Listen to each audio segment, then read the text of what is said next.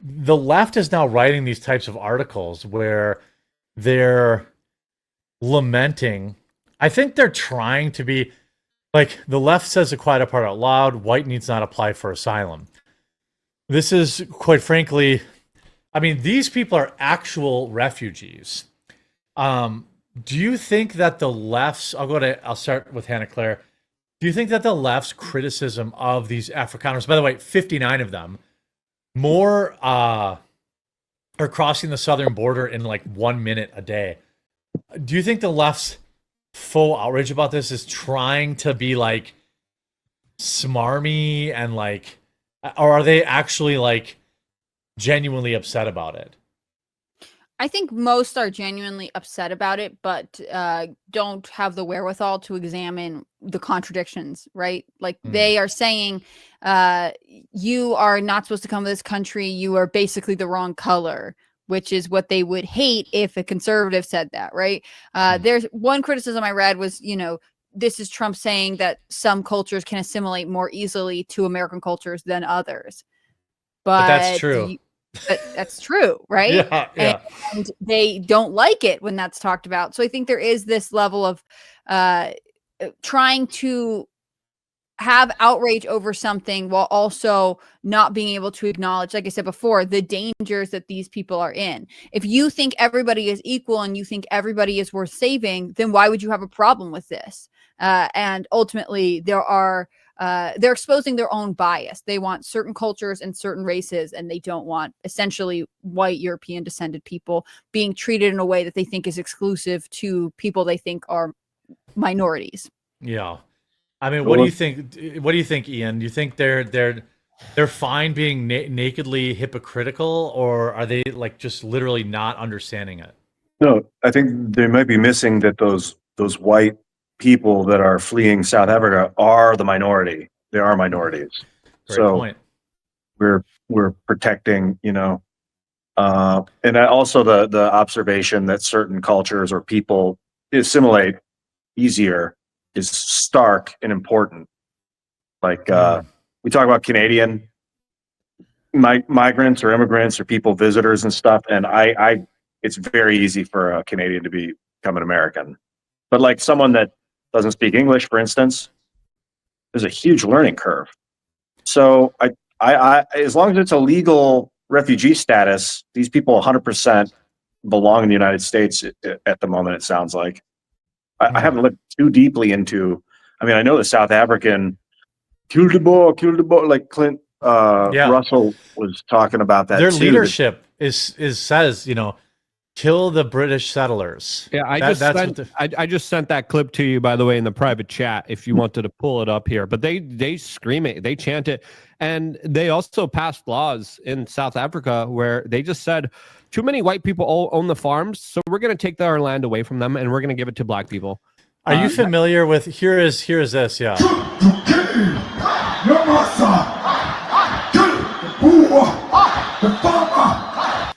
What they're saying is shoot to kill the boar, the farmer.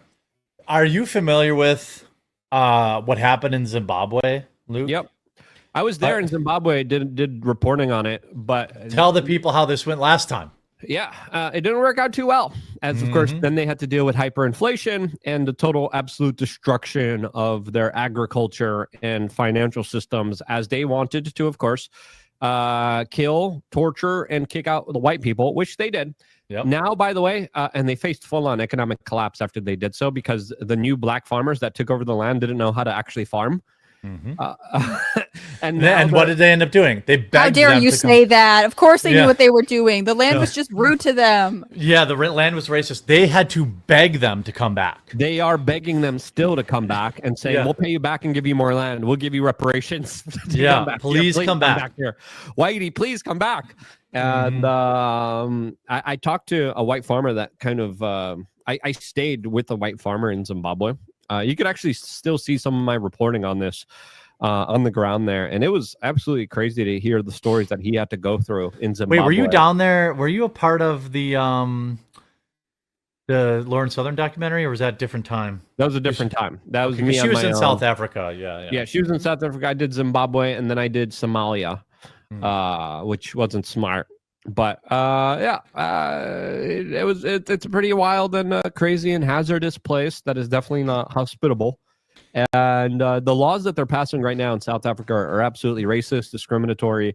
They can just take your land if you're white. That's literally the law now. That's they the can that's just the law without that they paying you passed. for it too. And it Yeah. has been the law. That's the thing. Like everyone who is waking up to this issue right now hasn't been following it. And I think that's why the fact that Trump would be like, hey, we should extend asylum to these Afrikaners.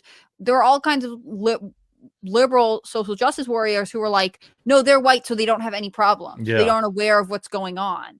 In fact, this has been going on for quite some time. And I'm sure there are a lot of people with family in South Africa who are grateful that Trump is finally doing something. I mean, Biden could have done something and he chose not to. I mean, the there's farmland coordinated- documentary. yeah. The farmland documentary came out 5 years ago. Mhm. And that was, I mean, that was pretty popular. Like people saw that film, and it had already been, like you said, had already been going on for 20 years. But it's also coordinated government hit squads that are going around these white farms with $20,000 worth of jamming equipment. I was just gonna say, tell them about the jamming corps because that's police crazy. Officers and soldiers coming in from the South African military that literally show up on these farms and they grab the women, the children, and they start torturing them for marathon 13, 12, skin them 24 hours, alive. 48 hours, Yeah. skinning them, boiling them alive, torturing them in front of their loved ones in order to set fear into these white farmers, state-sanctioned torture sessions that all the details are kind of released to the general public. And then you have these pieces of shit at the Episcopalian Church, Yeah. these duplicitous, two-faced, ugly-ass gay motherfuckers out there that are saying, no, they don't deserve our help. They don't deserve our support, which is fucking cruel and evil. I'm sorry, but these people at this church here saying, this is where we draw the line. We're not going to help any of these people are fucking ruthless, evil, sociopathic, frickin' demons. Yeah, I mean, knowing the fate that they're going to suffer, Ian, I don't. By the way, why does the UK help them too, and Dutch and the Dutch, right? Because that's who they're these woke people and really religious. are. Because they're from Denmark, right? A lot of these guys, Have Dutch roots, yeah. yeah, Denmark and the UK, and it seems like they've been abandoned by them too. Yeah, it does. I was thinking as Luke was explaining that it feels like they were like if their people are being attacked in another continent, you have to go down and defend them. But like, who are they even? They're no longer their people. They're just South African descendants of their people. Well, they were part of the British Empire, and they were part of Denmark back in the day. It's just that now they're ashamed, I think, of what's the word for it? Colonization. And So also, if they exacerbated a military conflict, they might get obliterated by the South African government. Well, Yeah. and you'd have to acknowledge that the South African government is anti-white people and is actually pretty cruel. Like that's the reality. And they don't want to be accused of being racist against this group of people. Like it all comes back to essentially white guilt and shame. But the people who suffer are these descendants of white farmers in South Africa who don't deserve this and are being essentially abandoned by everyone. Like it's good that Trump stepped in, and the fact that we just can't talk about it because you might be on the wrong side of whatever fake narrative is out there or propped up narrative is kind of pathetic. Mm-hmm. It's very wild, and it's sad that only 57 of them took refuge here.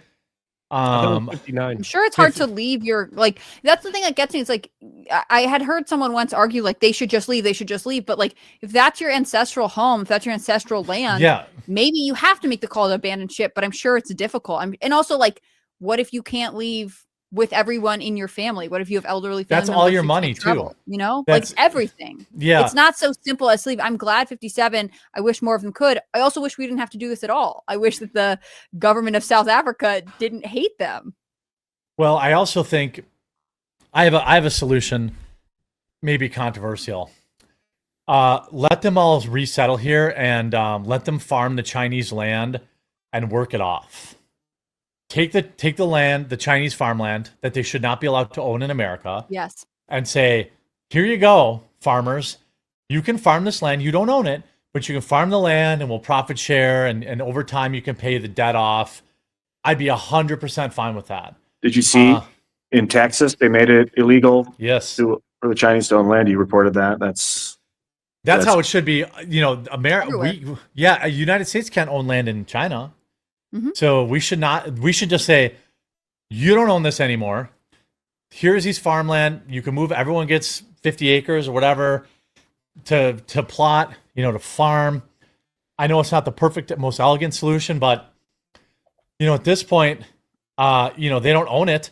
It's not a handout. You work it, and you know, in the next generation, maybe you own it. Your kids' own it. I think this is a better solution than just let's leave them to a terrible fate in South Africa while the Chinese buys up all of our farmland. Like there has Right. to be some point where we say enough is enough. There are better ways to have people come to this country and to solve some of these problems. I'm sure that there are details and loopholes and all kinds of things you'd have to talk through if you were to seriously implement this. But you know, the fact that Bill's proposing that we outlaw Chinese entities buying farmland in America go up both on the state level and on the federal level, and it's basically not being passed. It's not being passed on the federal level, and it's very scarcely passed on the state level. Is not good